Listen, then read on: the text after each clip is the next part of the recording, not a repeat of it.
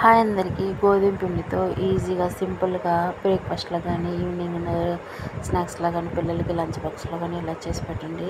ఖాళీ చేసుకొని వస్తాడు. చాలా బాగుంటాయి. ఎగ్ పొరోటాలు అండి. గోధుమ పిండితో చాలా పొంగుతూ బాగా చేసుకోవచ్చు. నేనైతే ఒక చపాతీ పిండి ముందుగానే కలిపి పెట్టుకున్నానండి. దాన్ని ఇట్లా చపాతీ ఇలా రుద్దుకొని చూపించిన విధంగా కట్ చేసుకోండి. మీరు చేసి కట్ చేసుకొని నేను చూపించిన విధంగా మర్చుకొని పొడిపిండి వేసేసి మిక్స్ రుద్దుకోవాలండి. చపాతీలా రుద్దుకోవటం చాలా బాగా వస్తాయండి. పొంగుతూ చాలా బాగా వస్తాయి. మీకు ఇది ఫుల్ వీడియో కావాలంటే కామెంట్ సెక్షన్లో కామెంట్ చేయండి. ఫుల్ వీడియో అయితే అప్లోడ్ చేస్తాను. ఏంటంటే పిండి కలిపేటప్పుడు కానీ ఏదైనా చేసేటప్పుడు కానీ కొన్ని టిప్స్ పాటిస్తేనే వస్తుంది. చాలా బాగా వస్తాయి. ఈజీగా సింపుల్గా అయిపోతుంది ప్రాసెస్ అయితే. ఇదైతే నేను ఎగ్ 3 eggs తీసుకున్నాను. దాంట్లో ఆనియన్స్, పచ్చిమిర్చి, కొత్తిమీర, చిల్లీ ఫ్లేక్స్, కొంచెం సాల్ట్ వేసి బాగా బీట్ చేసి మిక్స్ చేసుకున్నానండి.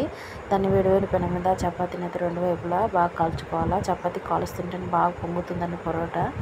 ఇంకా మనం ఎగ్ మిశ్రమం వేసి దాని మీద చపాతీ పెట్టేసి పైన మళ్ళీ ఎగ్ మిశ్రమాన్ని 2-3 స్పూన్లు వేసేసి మళ్ళీ 2 వైపులు కాల్చుకుంటే మనకి ఎగ్ పరోటా చాలా బాగా వస్తుంది. పరోటానే ముందుగానే పొంగుతుంది బాగా.